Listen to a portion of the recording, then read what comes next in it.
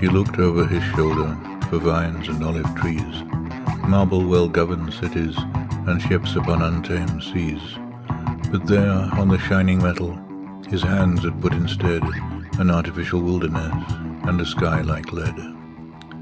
A plain without a feature, bare and brown, no blade of grass, no sign of neighborhood, nothing to eat and nowhere to sit down, yet congregated on its blankness stood an unintelligible multitude, a million eyes, a million boots in line, without expression, waiting for a sign.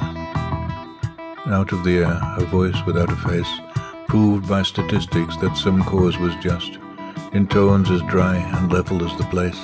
No one was cheered, and nothing was discussed. Column by column in a cloud of dust, they marched away, enduring a belief whose logic brought them somewhere else to grief. She had looked over his shoulder for ritual pieties, white flower garlanded heifers, libation and sacrifice.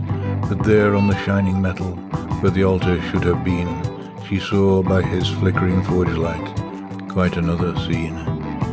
Barbed wire enclosed an arbitrary spot where board officials lounged. One cracked a joke, and sentries sweated for the day was hot. A crowd of ordinary, decent folk watched from without and neither moved nor spoke, as three pale figures were led forth and bound to three posts driven upright in the ground. The mass and majesty of this world, all that carries weight and always weighs the same, lay in the hands of others. They were small and could not hope for help, and no help came. What their foes liked to do was done. Their shame was all the worst could wish.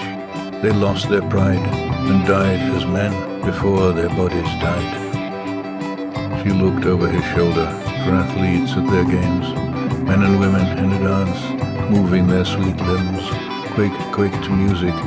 But there on the shining shield, his hands had set no dancing floor, but a weed-choked field.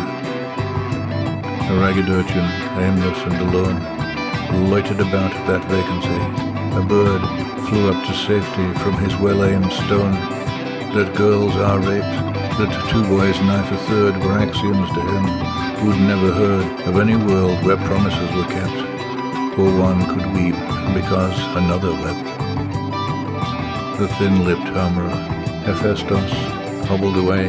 Thetis of the shining breasts cried out in dismay at what the god had wrought to please her son, the strong, lion-hearted, man-slaying Achilles, who would not live long.